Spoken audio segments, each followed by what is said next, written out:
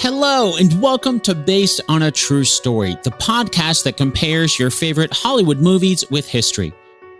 Today, we're going to be looking at the 1979 movie Monty Python's Life of Brian. To help us extract history from the satirical comedy, we'll be chatting with professor, scholar, and author of Bible and Cinema and Jesus of Hollywood, Adele Reinhartz. Before we chat with Adele, it's time to set up our game, Two Truths and a Lie. If you're new to the show, here's how it works. I'm about to say three things. Two of them are true, and that means one of them is an all-out lie. Are you ready? Okay, here they are. Number one, there was resistance against the Roman occupation in Judea.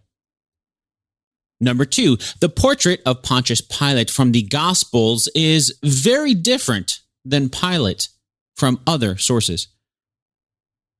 Number three, there were no benefits to the Roman occupation in Judea.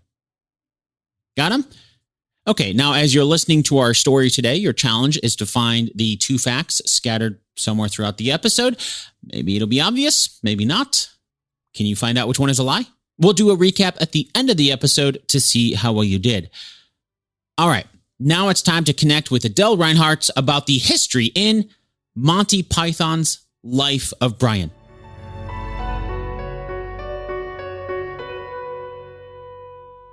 The movie opens with a spoof on the birth of baby Jesus. Three wise men show up at 2 o'clock in the morning to worship the baby. They explain to Mandy, the baby's mother, that they were led there by a star. She's about to shoo them away when one of the wise men says, "We must see him. We have presents, gold, frankincense, myrrh." And Mandy replies like, "Oh, well, why didn't you say so? He's right over here." And then we find out the baby's name is Brian. So what did you think of that opening sequence in the movie, looking at it from a historical perspective? Well, first of all, it's 100% hilarious. Agreed. And it shows us the character of Mandy right away. And then, of course, at the end of this scene, they see another manger lit up, and they realize they've been at the wrong place, and they take their gifts back. So that's kind of funny. From a historical point of view, it's very difficult to assess. This is based on the account in the Gospel of Matthew and the infancy narrative about the Magi coming to visit. And we don't know the historicity of that. But the scene itself in the movie is really a takeoff on how that scene is presented in Christmas cards, in Christmas pageants, and in other Jesus movies. So you've got the star making its way slowly across the sky. And then, this atmosphere of reverence with the sacred music. And then you've got Mandy. So it really sets up what the film is going to be about, or what the film is going to do, which is essentially take some of the building blocks, both of the Gospels, but also of Jesus movies and Jesus in popular culture, and make fun of them. Now, one of the overarching themes throughout the movie, of course, is the idea that Brian gets misidentified as Jesus. Was that a common thing, misidentification back then? I think that's really a part of the film's comic premise, and it allows them to be free in how they portray Brian. The film, it's interesting, the film was, they had a hard time getting it released commercially. And in the end, I think it was through the intervention of George Harrison that it finally did get released. And the reason was that people were worried that it was blasphemous or that it portrayed Jesus in a negative light. But if you actually see the film, Jesus is in the brief moments when Jesus is there on the screen, it's completely reverential. The fun is with Brian, and I think that's really why they did it. Not so much because misidentification was a common theme, but because it allowed them a certain freedom to portray Brian without the constraints that filmmakers face when they try to portray Jesus. That's a good point. I didn't think about that. That would free them up a lot. Yep. I mean, Jesus has to be, in the Jesus movies, Jesus has to be presented as this kind of pure, asexual, perfect character, film character, which makes him uninteresting, because the characters that we enjoy watching on film are those who change, who make mistakes, who, allow themselves to get emotionally involved, and so on and so forth. And so the only way really to have fun with this whole theme is by finding somebody else as a stand-in. That makes sense. You mentioned blasphemy there, and that is something that comes up in the movie as well. I love movies do this all the time with the text to set up the time and place, and I love how they did that in here. Saying it's Judea 33 AD, Saturday afternoon, about tea time, and then we see the blasphemy. There's a man being stoned because he said the name Jehovah, and that leads to a lot of other people being stoned.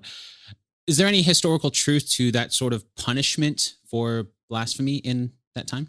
Again, it's hard to know. Historical truth, when we're talking about this period, is very hard to establish, because the sources that are at our disposal certainly don't provide a full picture.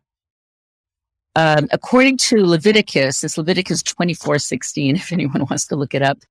And I'll just quote here: "One who blasphemes the name of the Lord shall be put to death. The whole congregation shall stone the blasphemer. Aliens as well as citizens, when they blaspheme the name, they shall be put to death." So the idea of stoning as a punishment for blasphemy is there in Leviticus in the Bible. However, we don't know whether this was applied to people.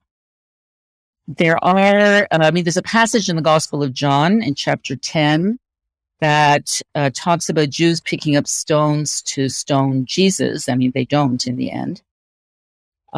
So perhaps, there is some hint that this did take place on occasion. But I think that the main, the main objective of any Monty Python film is to entertain and to be funny. And that certainly is a hilarious scene, although, of course he does die at the end, the guy who's being stoned for blasphemy. So, but I think it is based on this passage in Leviticus, the idea of it. Speaking of punishments, another hilarious one, of course, with Monty Python, we're getting a lot of that. There's the scene where the Roman soldiers are correcting the Latin grammar of the graffiti that's going on. It just reminded me of days, where teachers would make a student write the same sentence over and over on a blackboard, and as a form of punishment. Do we know if that was also a form of punishment that they had? We actually don't know. This scene, when my kids studied Latin in high school, the teacher would show this scene played really well in Latin class. It's done primarily for comic effect. Their graffiti was very well known. We have a lot of graffiti from the Roman period. What we don't know is whether people were punished for it. If they, it would be punished. If it was punished at all, it would be under the laws of vandalism. And there are probably, one could imagine, although I don't have the sources here in front of me, that painting graffiti on a temple or some other sacred site would be problematic. Whether that would apply to public buildings, as we see in the film, I don't really know. But I think it probably was not a major punishment, and it would not have been punished by having you cover the entire surface. So the main point of the scene, really, it's a spoof on the English public school system, that is their private school system, where Latin and other classical languages were taught, and there were very sort of traditional forms of rote learning and of punishment, the writing out of lines. So I think that's the context. And in fact, the stoning scene that we talked about earlier also has elements of that, where people who are disturbing in the front get sent to the back of the class, of the mob, and so on. So there is that thread as well. And I'll just say two things parenthetically. One of the aspects of Monty Python's genius is really this ability to be humorous on several different levels. So there's the humor involved in the reenactment or the ancient setting of the scene, just so incongruous with the mode of punishment, writing out lines on the so-called blackboard. But then it also refers to the English public school system, which is a major source of some of the class divisions in British society. And so that's part of their genius. The other thing I would say is that Italian cities have graffiti all over them. So we're living right now in Rome, and there's neighborhoods in Rome that are entirely covered with graffiti. And the other day we visited Naples, and it doesn't seem like there's a single surface on any building in Naples that isn't covered with graffiti. It's kind of jarring to the eye. You do get used to it. But I think this is a very ancient and perhaps somewhat respected form of public expression here. And there's so much history that, it kind of makes sense that over time it would happen. I mean, I know it happens here in the U.S. Tend to see it, I think, in North America as more anomalous, that there's graffiti and it's a violation of public space, and it might not be punished in any way, but there are often efforts to remove it. But here in Italy, you don't really see that. You don't see the efforts to remove it. It's just there. How do you think the movie did just portraying Romans occupying Judea? It doesn't really give a lot of explanation as to why. We're just kind of thrown into that. Can you fill in some more historical context around that? Yeah, well, Judea came under Roman occupation, I think, in the first century before the Common Era. And it continued for some centuries after that, punctuated by revolts. So in that sense, so during the time of Jesus, we know that Judea was under Roman occupation, under the leadership of a governor, in this case, Pilate, Pontius Pilate. And, there are descriptions of this in Jewish sources and in the writings of Josephus. But again, here, I think that the primary inspiration for how the film depicts this is other Jesus movies. You have movies like The Greatest Story Ever Told from the mid-'60s and the King of Kings, also the epic from the mid-'60s, and other films and films like Ben-Hur, that portray this in a particular way. And I think the Monty Python film, Life of Brian, takes its cues from that portrayal. Okay, so yeah, that makes sense that they would spoof a lot of the movies that people expect to see. Those visuals. Those visuals are kind of what expecting. I like to see the visuals, and so in some cases, I'm not sure in this case whether Life of Brian is spoofing that portrayal. It's taking over that portrayal. Although all those scenes of them chasing each other around, the Romans chasing the Jewish rebels around, and vice versa, in the depths of the palace, there's certainly humor in that. In the Life of Brian, we do see him joining a group called the People's Front of Judea. They're trying to fight back against the Romans. Was there actually resistance against the Roman occupation? Yes, there was resistance against the Roman occupation.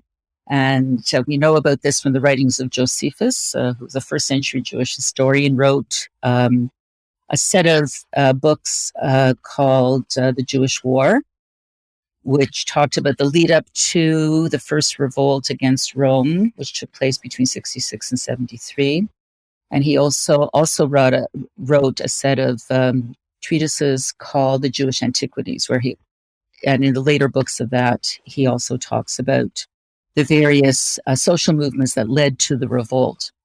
So he refers there to a group called the Sicarii. This was a Jewish group of really rebels against Rome, kind of guerrilla fighters. We might see them as, or from a Roman perspective, they would have been terrorists. And the term Sicarii refers to this kind of very sharp knife that they carried in their robes. As far as we know, and we see this in the film, and we have kind of statuary evidence of this as well, the dress was robes with lots of folds and things like that, and there would be pockets and so on, easy to hide things. And so Josephus talks about these rebels as hiding their knives in their robes and then, stabbing people sort of randomly. And so they were among those who spearheaded the revolt against Rome. So it sounds like there was more organization to it than the People's Front that we see in the film, perhaps, but more than just randomness. It sounds like there was some organization to it. Yes, there were groups. There were definitely groups, and there may have been more than what Josephus tells us about as well. There was a lot of controversy among the different groups that we know about, or that Josephus tells us about from this period, the first century. There was controversy around whether it was a good idea to revolt against Rome or not. I mean, Rome was this mega power. Judea, was a tiny sliver of land, populated by people who didn't have armies and legions and so on. So how could they actually revolt against this big power? And there was, quite a lot of controversy as to whether this was a good idea or not. I mean, in the end, people did revolt. I'm sure there were those who disagreed with that. And what's interesting is that, the revolt began around 66, but it wasn't fully quashed until 73. That's a long time. So that's kind of interesting. In the course of that, the Herod's temple was destroyed. So this is the destruction of the temple. That's a real watershed point in Jewish history. The way that Jewish history is talked about is the destruction of the Second Temple. So that happened in approximately 70. So you said it started in the year 66. So it would have happened, at least at the timeline of the movie, it would have happened after all of that. Yes, it would have happened after. But I think we can speculate that even during the time of Jesus, which was about 3 or 4 decades earlier than that, there was unrest. I think there's no question that there was a certain amount of unrest, and there might have been organized kind of attempts at resisting or at revolting. In a way, we might see the Passion story as some evidence of that as well, where the other person, Barabbas, who ended up being released, is described as a kind of a robber. But the term in Greek that is used there refers more to what we might call a brigand, somebody that is kind of engaged in, let's say, terrorist activities against the ruling power. And so that gives us a bit of a hint that perhaps there were resistance movements already at the time of Jesus. We don't know exactly. We do see that sort of happen in the movie with the releasing of the prisoner. In the scene in the movie, of course, they turn it into a joke and go through a list of names. There's Roger, Roderick. All of these are not actual prisoners. They're just trying to get Pilate to say ours. But it sounds like it would have been something that actually happened, that he would have asked the crowd to release a prisoner. Well, it says so in the Gospels. In the Gospel versions of the Passion story, in all 4 versions, I believe, Pilate does ask the crowd whether they want, he says, it's the custom at Passover to release a prisoner. Do you want Jesus to be released, or do you want Barabbas to be released? And the crowd chooses Barabbas. So that's a poignant moment. And in fact, I think the Brian movie captures it very beautifully, because in the end, they want to release Brian, but everybody's claiming to be Brian. The real Brian is the one who ends up being released. You just go, I really like this guy. Why couldn't he have gotten off the hook on this one? But we don't know, as far as I know, there's no historical evidence outside of the Gospels for that practice. So we don't know whether this was an invention of the Gospel tradition. It's there in all 4 of them, so it's not an invention of any of the individual writers. But we don't really know. To my knowledge, we don't have any external corroboration for that practice. The impression I would get from that would be almost appeasing the crowds, which would kind of go back to there are some uprisings or unhappiness going on. Why else would you ask the crowd what prisoner they want to release? No, that's right. And in the Gospel of Matthew, it's very clear that Pilate was worried about a riot.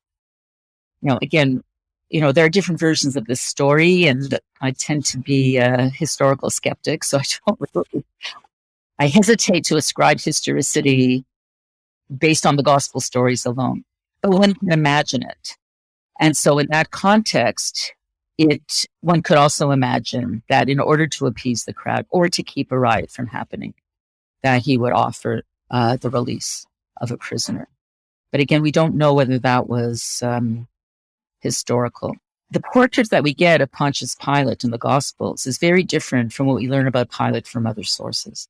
In the Gospels, it seems like he's really concerned to avoid trouble, and he actually is sort of worried about condemning an innocent man, and he feels that his arm has been twisted into ordering his execution.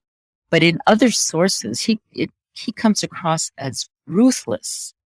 As really, it's hard to make these two pictures mesh with each other. In other sources, he doesn't hesitate to do any of this sort of thing. And so we don't know how much of this portrait was sort of massaged by the tradition, by the followers of Jesus who ended up writing down these stories. If we go back to the movie, there's another funny sequence. They're all funny sequences. So, but this is when we see Brian starting to get his followers, and the way the movie portrays this, there's Roman soldiers trying to find him, and so he's just coming up with random sayings, and people start following him. They start worshiping the gourd that he just happened to have, or his shoe falls off, and they believe, oh, it's a sign. We must do the same. Of course, the impression I got was super easy to get people to believe whatever it is you're saying. I think there's, outside of Brian, in the movie we see there are other people there that are also just saying things and have their own little followers. Is there anything to suggest that Jesus got followers as quickly as we see Brian doing in the movie? It's really hard to say. I mean, the gospel stories portray Jesus as wandering around in the Galilee for the most part, or in the Gospel of John, he goes back and forth between the Galilee and Jerusalem. And he does miracles and he makes speeches.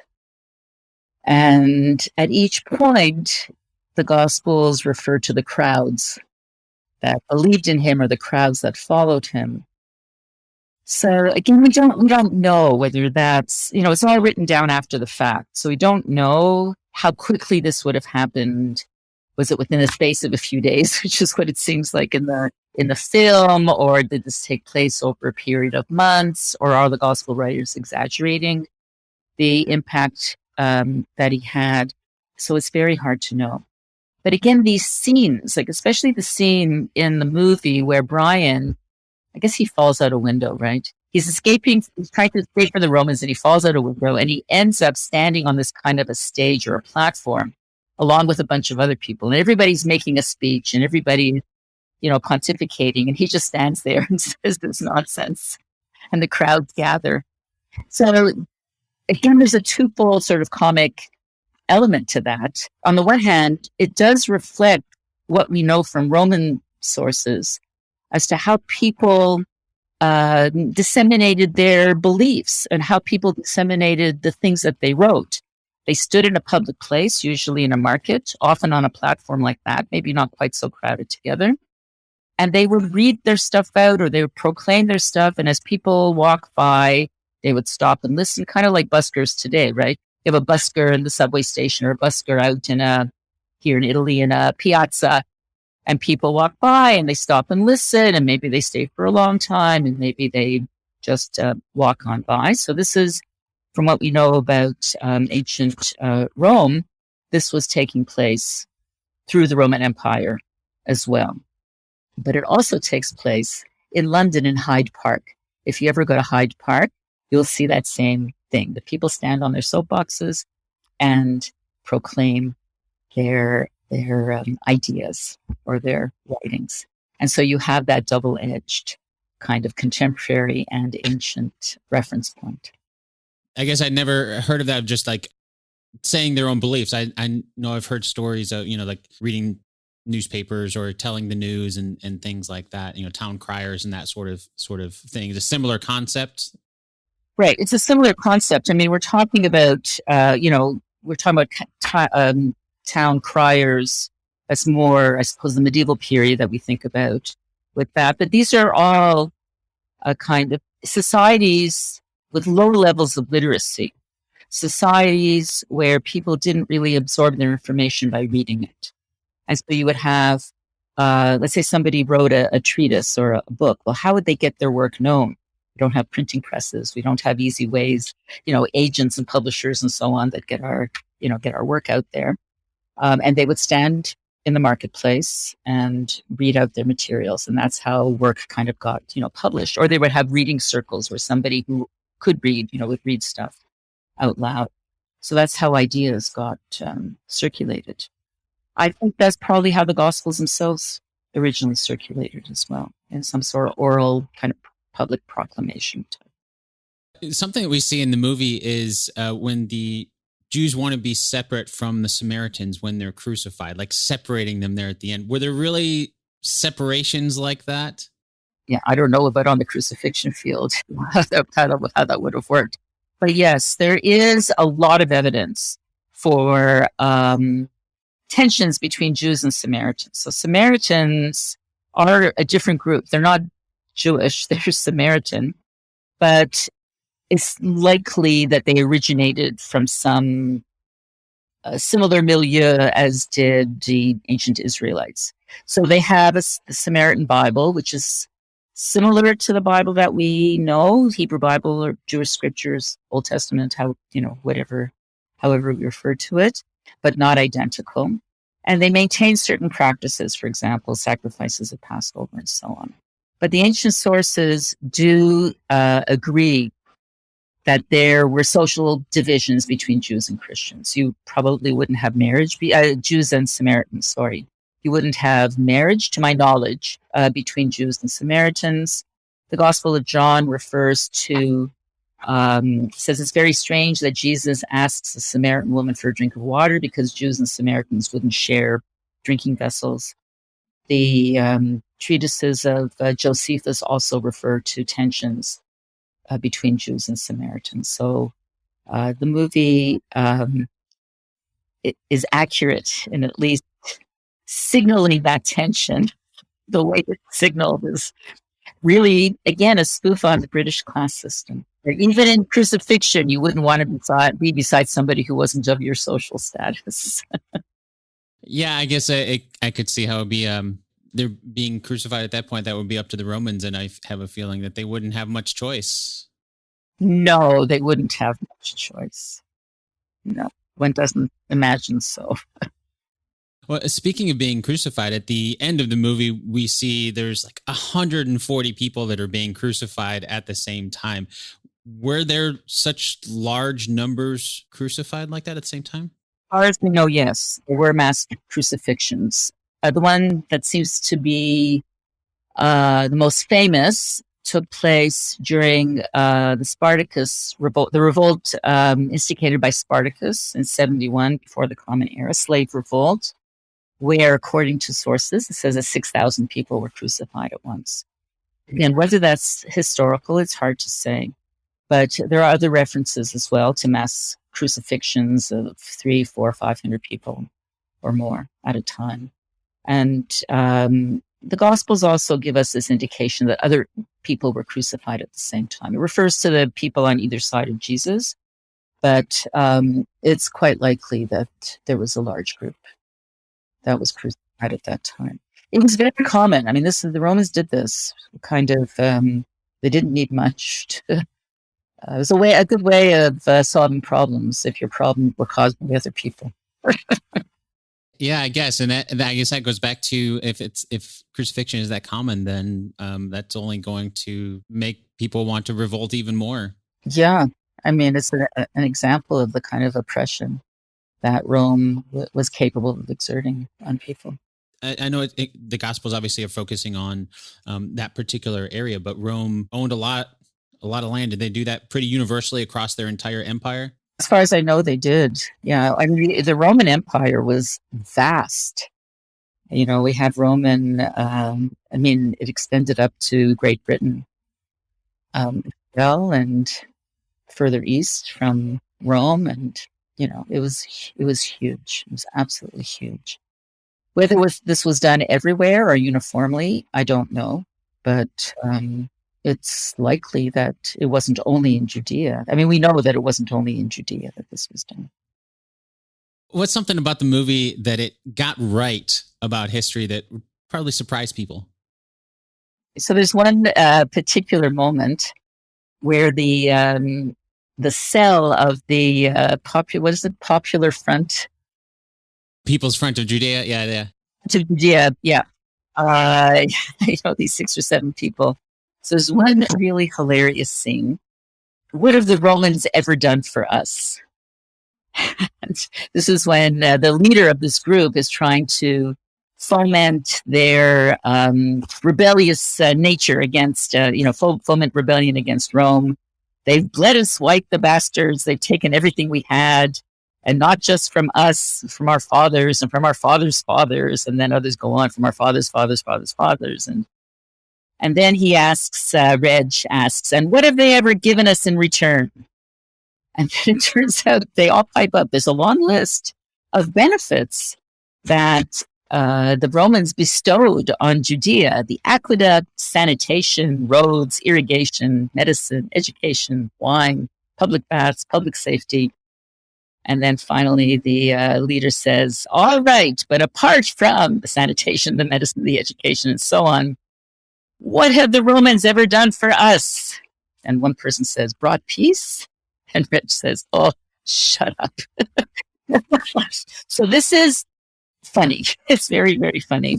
But actually, as far as I know, it's based on a passage in the Babylonian Talmud. Now, I should say, I don't know that they read that passage in the Babylonian Talmud. All I will say for sure is that there is a similar passage in the Babylonian Talmud, which is the Babylonian Talmud is a 6th century massive compilation of legal sources, stories, all kinds of material. And there, in the tractate called Shabbat or Sabbath, there's this exchange between a number of rabbis. And one of the rabbis says, how pleasant are the actions of this nation, the Romans. They established marketplaces, they built bridges, they established bathhouses, and then, other things. So what's surprising about it is that idea of appreciation, the idea that Roman occupation didn't bring only high taxation and misery, which I think it probably did, surely did, but also certain benefits. The Romans were quite advanced in terms of some of their public sanitation, their understanding of hygiene and of sanitation. And you can see that in archaeological remains in Judea, by the way, as well as in Rome and Pompeii and other sites, Roman sites in Italy, where they had, for example, bathhouses that would have a cold room, a tepid room, and a hot steam bathroom with the piping going underneath and ways of draining the water out and all these different things. When I first encountered this in the film, I was surprised then to realize that there are ancient sources as well that corroborate that. On the whole, in my view, The Life of Brian is probably the best researched of the movies that base themselves on the life of Jesus. And although a lot, it is a spoof and it's a brilliant comedy, but it gets more things right than most other films do. So I respect it for that. And the amount of research that went into it. A few years ago, there was a conference in London, University College London, on the life of Brian and history that brought a whole bunch of people together, myself included, to talk about the historical aspects of the life of Brian. And we were really privileged to have John Cleese with us for the whole time. as well as the editor, the person who had edited the film, and a couple of other people who had been involved were there part of the time. And what we learned from them was really the amount of research that went into this. They really studied. They studied scholarship. They went back to the primary sources, and they incorporated the things that suited their purpose. And I think one of the reasons that they did this, well, first of all, they were just really interested, and this is what John Cleese really emphasized, that he just found it fascinating, and so he was studying this out of his fascination. But also because they weren't trying to make a Christian film, and so they were less constrained. As we talked about earlier, they were less constrained by what they themselves might have learned in Sunday school as children, or what it is that might appeal to somebody who's coming at this from the perspective of Christian piety. And so they just went back to the historical sources and made use of them, I think, to good effect. Yeah, that's fascinating. That I guess I wouldn't have expected Life of Brian to be one of the most well-researched. I mean, and just by naming him Brian, you know that. So, I mean, again, I think this is part of the brilliance of the film, that it takes some of the historical materials, but then also, it's referencing other Jesus movies. It's referencing the Christmas industry. It's referencing aspects of British education and British society, and it weaves all that together. And that's really why it's just so hilarious. And it's fun to watch. I don't even know how many times I've watched it. It's fun every single time. Oh, it was a blast. It had been a little bit since I've seen it, but preparing for this, there's a lot of little things in there that the little details, because you do see Jesus here every so often, in there, like at the very beginning, as he's preaching, little things like that I had completely forgotten were in there. You watch it again, like the little details in there. Yeah, for sure. Thank you so much for coming on to chat about Life of Brian. I know you've written extensively about Jesus in film. So for someone listening to this who wants to learn more, which of your books would you recommend they start with to start digging deeper beyond the movie? Well, I've written a book on the Jesus movies that's called Jesus of Hollywood. That's published by Oxford, and you can get it from their website and Amazon, of course. That came out about 15 years ago now. More recently, I've published an introduction to Bible and film that has a chapter on the Jesus movies, but chapters on other kinds of movies as well as on the use of the Bible in just regular fictional feature films, not in Bible movies as such, but the ways in which the Bible is used in other kinds of movies. That's called Bible and Cinema, an Introduction. The second edition just came out at the end of March. That's published by Routledge. I've done other things on Bible and film, but those are the two that have the most information about the Jesus movies. Awesome. Yeah, I'll make sure to add links to those in the show notes for this episode. Thanks again so much for your time. Thank you. It was a lot of fun.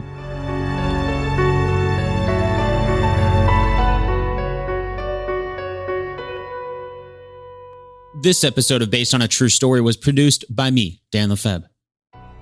I'd like to thank Adele Reinhartz once again for sharing her expertise about the history behind Monty Python's Life of Brian. If you want to hear more about the true story, I'd recommend picking up the two books that Adele mentioned at the end there, Jesus of Hollywood and Bible and Cinema, an Introduction. As always, you can find links to those books in the show notes for this episode, as well as on the show's home on the web, basedonatruestorypodcast.com. Okay, now it's time for the answer to our two truths and a lie game from the beginning of the episode. And as a refresher, here are the two truths and one lie. Number 1. There was resistance against the Roman occupation in Judea. Number 2, the portrait of Pontius Pilate from the Gospels is very different than Pilate from other sources. Number 3, there were no benefits to the Roman occupation in Judea. Did you find out which one is a lie? Let's go in a completely random order and start with number 2, right in the middle. The portrait of Pontius Pilate from the Gospels is very different than Pilate from other sources. That is true. As Adele pointed out, the Pilate that we can read about in the Gospels is very much trying to avoid trouble, while in other sources, he's a lot more ruthless. That brings us to number 3. There were no benefits to the Roman occupation in Judea. That's the lie. Adele told us about an exchange in the Talmud that very closely parallels to the benefits that are actually mentioned in the movie, such as markets, bridges, bathhouses, and so on. That means number 1 is also true. There was resistance against the Roman occupation in Judea. Even though there were benefits, that doesn't mean everyone liked the Roman occupation. Adele explained that one of the things the movie got right was the fact that there was resistance against Roman occupation. She mentioned how Josephus wrote about that. Granted, it wasn't the same kind of resistance from the People's Front of Judea like we see in the movie, but the idea of there being resistance is true. Last but not least, it's time now to let you know how long it took to create this episode. If you're a longtime listener to the show, you'll know that I like to share this information just to help you appreciate all the podcasts that you listen to. After all, a huge majority of podcasts are like mine, completely free to listen to. But that does not mean that they are free to create. Quite the opposite. Even though podcasts don't always cost a lot of money, they almost always cost a lot of time. The time that it takes to learn the technical side, to research each episode, to record them, to edit them, and so on. But I only have the stats for my own show. So with that in mind, today's episode took me 26 hours to create. To make it clear, that is only my time. It doesn't include any of Adele's time. And to be even more specific, it doesn't even include all my time, because that 26 hours is only the time that it took for me to produce this one episode. It doesn't include all the time I spend building and maintaining the Based on a True Story website, finding guests, scheduling, logistics, social media, and so on. All those things don't have anything to do with making today's episode, but are still required to make the podcast overall. In a nutshell, this podcast may be free to listen to, but it is not free to create. And that's why I'm so thankful for the sponsors whose ads you've heard on this episode. You can find more information about them over at basedonatruestorypodcast.com/advertisers. But they're not the only ones helping to keep the show alive. There are wonderful people just like you who are helping to keep this show financially going. So if you enjoyed today's episode, I hope you'll consider supporting the next episode over at basedonatruestorypodcast.com/support. Once again, you can learn how to support the show over at basedonatruestorypodcast.com/support. And don't forget, if you want to chat about today's episode, you can do that over in the Based on a True Story Facebook group. Until next time, thanks so much for listening, and I'll chat with you again really soon.